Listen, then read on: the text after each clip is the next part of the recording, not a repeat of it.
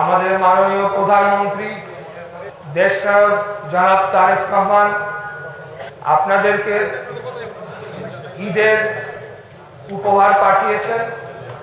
আমাদের সাথে সমাজ কল্যাণ অধিদপ্তরের প্রধানমন্ত্রী ত্রাণ ভান্ডার এবং তহবিলের পক্ষ থেকে ওনারা আসছেন এবং আমাদের এই ঢাকা ৬ আসনের 11টি ওয়ার্ডের প্রায় আমরা হয়তো বা কত 400-র অধিক 500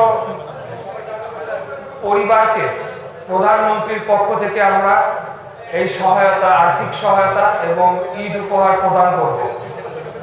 আমি আপনাদেরকে ধন্যবাদ জানাচ্ছি যে আপনারা আজকে এখানে এসেছেন। খুব কম সময়ের মধ্যে আমরা এটা সংগঠিত করেছি এই অনুষ্ঠানটি এবং আপনারা ধৈর্য সহকারে অপেক্ষা করেছেন।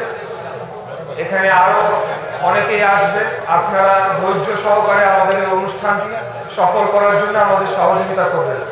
সবাই আবারও ভালো থাকবেন। আপনাদেরকে অগ্রিম ঈদের শুভেচ্ছা রইল। খোদাফেজ। বাংলাদেশ জিন্দাবাদ।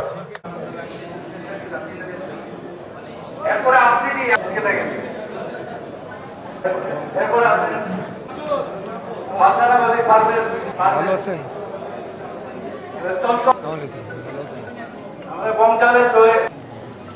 ভালো আছেন?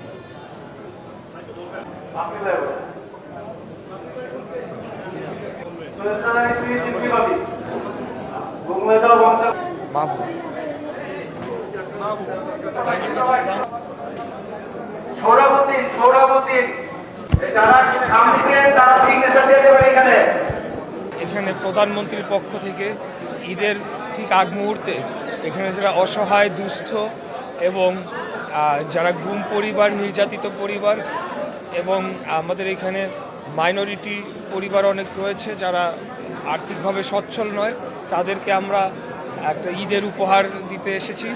এবং আপনারা দেখেছেন যে সারা দেশব্যাপী এর আগে ইমাম, মুয়াজ্জিন সারা দেশব্যাপী এবং অন্যান্য ধর্মাবলম্বী যারা ধর্মগুরু যারা আছেন তাদের জন্য একটা ঈদের আগেই একটা সম্মানীর ব্যবস্থা করা হয়েছে। এছাড়া বিভিন্ন সামাজিক সোশ্যাল সেফটি নেটের আওতায় বিভিন্ন কার্যক্রম গ্রহণ করা হচ্ছে। তো বিষয়টি অবশ্যই পজিটিভভাবেই দেখছি। আমাদের সরকার গঠন করেছে 1 মাস হলো মাত্র। এর মধ্যে রমজান মাস রয়েছে, এর মধ্যে নানা ধরনের কার্যক্রমের মধ্যেও আমরা যারা প্রান্তিক পর্যায়ে যে সকল জনগোষ্ঠী রয়েছেন তাদের কথা আমরা ভুলে যাই নাই। এবং এই ধরনের আমরা যে এছাড়া আপনারা দেখেছেন যে সারা বাংলাদেশে 12টি সিটি কর্পোরেশনের পরিচ্ছন্ন কর্মীদেরকেও একটা ভাতা প্রদান করা হয়েছে। তো আমরা এই ধরনের যে চ্যারিটেবল কাজ সবসময় বাংলাদেশ জাতীয়তাবাদী দল বিএনপি করে আসছে। এখন আমরা যেহেতু সরকার গঠন করেছি, আমরা এটার ব্যাপ্তিটা আরও বৃদ্ধি করতে পেরেছি। আমরা সরকারের যে রিসোর্সেস আছে সেগুলোকে সঠিকভাবে কাজে লাগানোর চেষ্টা করছি এবং যাদের এই অর্থের প্রয়োজন তাদেরকে আমরা কিছুটা সাহায্য করার চেষ্টা করছি।